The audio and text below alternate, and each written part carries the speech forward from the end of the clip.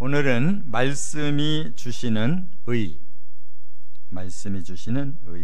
제목으로 말씀을 선고합니다. 하나님의 속성 중에 하나가 의로우심입니다. 근데 이것은 이제 법률적인 면에서 하나님은 불법이 없다, 불의가 없다, 온전히 의롭다 이렇게 말씀하는 거고, 이거를 다른 각도에서 이제 사람들이 보는 윤리적인 시각에서 보면 선하시다. 하나님은 악이 하나도 없으시다. 오직 사람들에게 선만 베푸신다. 그리고 이걸 또 다른 한쪽 면으로 보면 이제 하나님은 거룩하시다. 영의 세계에서 하나님만 오직 거룩하신 존재시다. 그래서 하나님은 흠이 없다. 그런 말씀입니다. 그런데 이제 오늘은 바로 하나님을 의로우시다 그랬고, 하나님의 말씀도 의롭다 이렇게 말씀했어요. 여기 의라는 단어가 지금 5차례나 나와요. 그래서 주제가 의라는 걸 알 수가 있어요. 그렇기 때문에 우리가 신앙생활을 잘 하려면 의로우신 하나님, 또 의로우신 말씀을 가까이 해야 우리도 이제 의로워져서 바르게 살 수가 있고, 또 신앙생활의 열매가 바르게 맺혀질 수가 있어요. 그런데 오늘 본문에서는 그 의를 통해서 좀 더 우리들에게 구체적인 열매를 맺을 수 있도록 그 의의 특성을 더 구체적으로 설명했어요. 어떻게 의로우냐, 그 의가 우리들에게 어떤 열매까지 줄 수 있느냐, 그 의의 특성을 지금 여기서 설명하고 있어요. 첫째, 137절 138절에 보면 의의 말씀은 성실하다, 성실이라는 말을 이제 더 붙였는데, 여기 138절을 먼저 읽어보면 주께서 명령하신 증거들은 의롭고 지극히 성실하니이다 그랬어요. 하나님이 우리들에게 명령하신 말씀인데 그건 이미 증거가 있는 말씀이다. 그 말씀은 하나님은 그냥 말씀만 하시는 게 아니라 그 말씀에 대한 증거를 우리들에게 보여주시고 또 체험케 하신다는 거예요.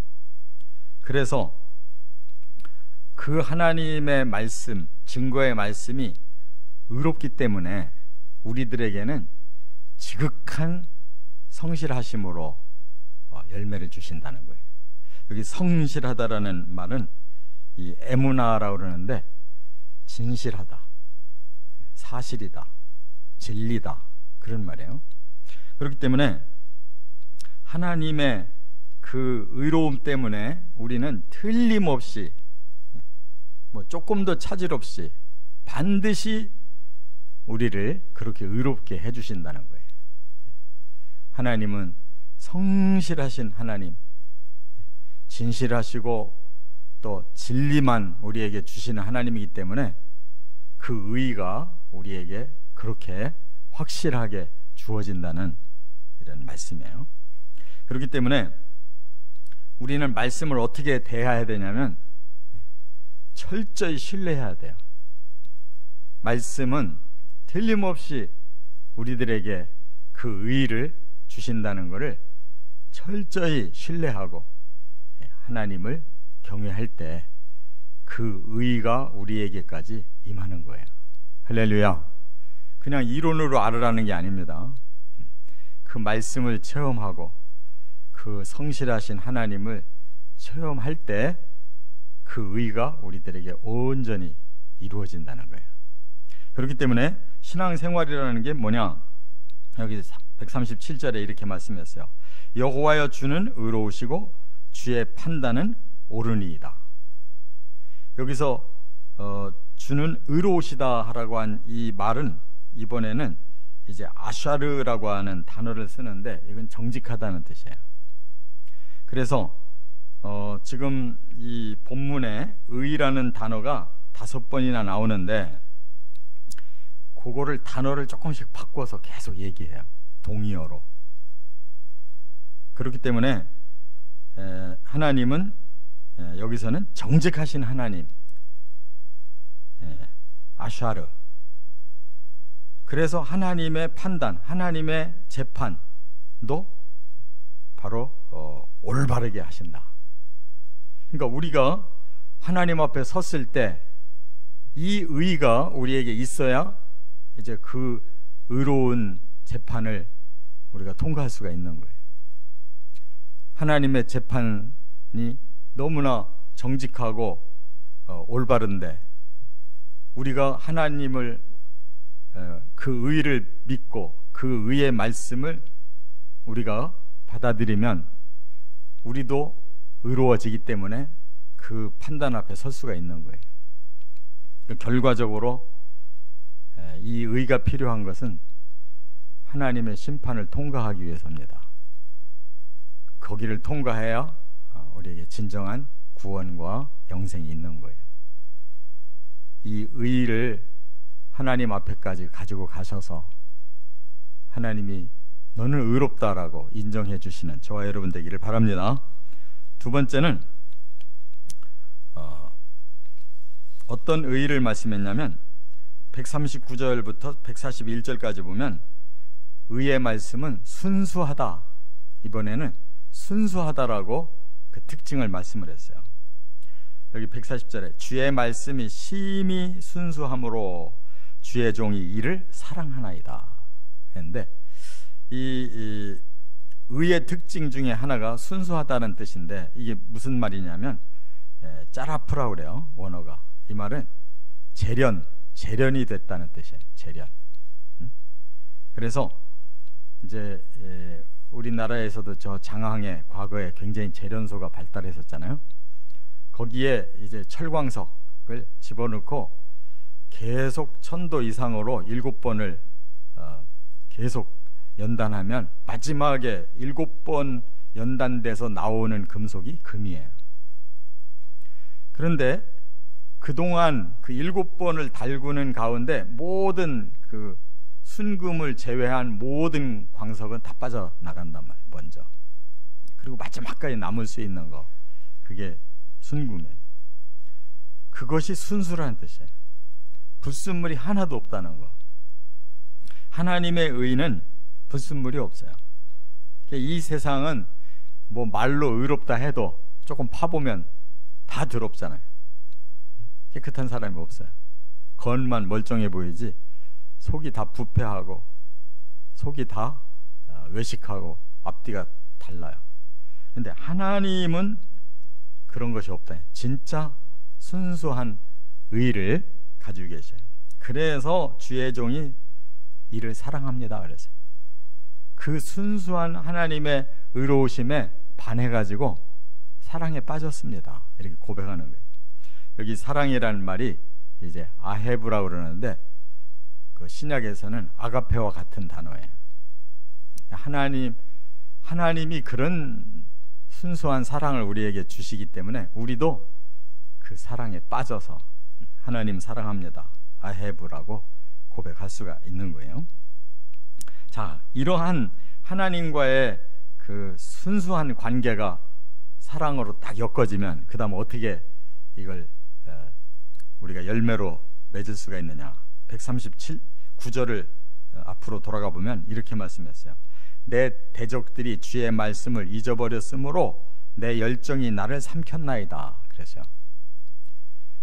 우리는 지금 하나님의 그 순수한 의를 깨닫고 사랑에 빠져서 충만한데 그 눈을 가지고 다른 사람들을 쳐다보니까 대적들이 있는데 그들은 전부 말씀을 잊어버렸더라는 거예요. 그 말씀이 없는 자들은 어떻게 했어요? 반대로 아주 불순한 거지. 죄가 섞이고 타락한 것이 섞이고 온갖 부패가 그냥 가득해진 그 사람들을 보니까 마음에 열정이 나를 삼켰다 그랬어요. 그 말은 뭐예요? 무슨 열정이냐면 그 하나님을 사랑하는 열정, 그 순수한 의를 사랑하는 열정이 나를 삼켜버렸다는 말은 완전히 거기에 사로잡혔다는 뜻이에요. 이건 무슨 뜻이냐? 예수님이 이를 입증시켰는데, 이 요한복음 2장에 보면 예수님이 성전을 정화하러 가셨어요. 그래서 막 장사하는 자들을 막 내쫓고 채찍을 휘두르면서, 내 집은 만민이 기도하는 집인데 너희들이 강도의 구려를 만들었다 하면서 막 분노를 일으키셨거든요. 이게 어떤 분노냐면 의분이라는 거예요. 의분. 하나님의 그 의가 이처럼 순수하고 이처럼 내가 사랑할 수밖에 없는 이 놀라운 이 하나님의 의를 너희들이 전부 다 타락시켰다는 거예요. 그래서 의의 분노가 일어난 거예요. 그걸 지금 열정이라고 표현하는 거예요. 의의 분노가 나를 삼켰다. 완전히 예수님은 그 의의 분노로 꽉 차셔서 그들을 심판하고 계셔요. 그렇기 때문에 지금 여기 저자도 똑같이 그 악한 자들을 보니까 막 의의 그 순수함을 사랑하는 그 열정이 끌어올라가지고 막 의분이 폭발했다는 뜻이에요. 요 말씀을 요한복음 2장 17절에서 인용하고 있어요. 그대로. 제자들이 보니까 예수님의 모습이 바로 구약의 시편 119편 139절에 내 열정이 나를 삼켰나이다 하신 그 말씀을 그대로 이루셨다는 거예요. 할렐루야. 이렇게 말씀을 뜨겁게 사랑해야 되는 거예요. 그리고 141절에는 이제 자신에게 이렇게 돌이켜 보는 거예요. 내가 미천하여 멸시를 당하나. 이제 자기 자신을 돌아보면 자기는 한없이 부족한 자예요. 또 세상 사람들에게 박해받고 이렇게 멸시도 당해요. 그러나 자신의 마음에는 주의 법도를 잊지 아니하였나이다. 이 말씀, 이 의의 말씀, 이 순수한 말씀에 대한 긍지가 자기 마음에 있다는 거예요. 비록 사람들이 겉으로 볼 때 나는 미천한 존재라고 멸시할지라도 내 안에 가진 그 하나님의 의는 이처럼 너무 순결해서 나는 그걸 긍지로 여긴다, 그런 뜻이에요. 그 다음에 끝으로 세 번째 142절부터 144절까지는 의의 말씀은 영원하다 그랬어요. 이 시편에 이 영원이라는 말이 이렇게 많아요. 다른 구약 성경의 말씀에는 영원이라는 말을 잘 안 써요. 근데 이 시편에는 이런 영감이, 영원까지 보는 영감이 아주 많은 것이 시편 말씀이에요. 의의 말씀도 영원하다는 거예요. 여기 142절에 그랬죠. 주의 의는 영원한 의요 주의 율법은 진리로소이다. 그러니까 결국 하나님의 의로우신 말씀은 영원한 진리다. 이 영원이라는 말을 왜 붙였냐면 영원의 세계까지 그 의가 계속되고 그것이 바로 영원한 진리라는 거예요. 우리가 그 의를 가지고 하나님 앞에 서면 그 심판 때만 통과하고 나면 우리는 그 영원한 의에 영원히 함께 사는 거예요. 할렐루야. 이게 영원한 생명이라는 말이에요. 그래서 143절에 환난과 우환이 내게 미쳤으나 주의 계명은 나의 즐거움이니이다. 이 땅은 환난의 삶이에요.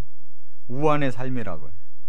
그런데 하나님의 그 의의 영원한 의로운 계명을 생각하니까 나는 즐겁다는 거예요. 왜? 영원한 나라에서 영원한 의와 영원한 진리 속에서 살 텐데 그걸 생각만 해도 너무 소망이 그 마음을 다 극복하게 해준다는 거죠. 또 144절에도 주의 증거들은 영원히 의로우시니 나로 하여금 깨닫게 하사 살게 하소서. 하나님의 그 입증하신 말씀, 그 말씀이 영원히 의롭기 때문에 나는 그 말씀 꼭 깨닫고 싶습니다. 그 말씀으로 꼭 살아나고 싶습니다. 그렇게 고백했어요. 왜냐하면 구원받고 싶습니다라는 뜻이에요. 깨닫는다. 하나님의 그 진리를 다 터득하고 싶고 그로 인해서 살게 하소서, 살아나고 싶다는 거예요.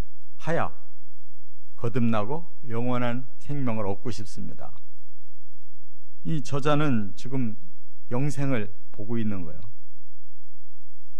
의의 말씀을 깨달으니까 이처럼 나는 하나님의 심판대를 통과할 거고 이 땅에서 누가 뭐라고 해도 나는 그의 의의 말씀을 가졌기 때문에 난 긍지를 가지고 있고 말씀을 사랑하고 나는 영원한 나라까지 갈 거다, 이렇게 확신하고 있다고. 이렇게 말씀을 조금만 더 들여다보면 우리의 그 마음에 이러한 말씀에 대한 충만함이 똑같이 있어야 된다는 걸 깨달아요. 이 의의 말씀으로 하나님의 심판을 통과하시고 영원한 생명을 누리시기를 주의 이름으로 축원합니다.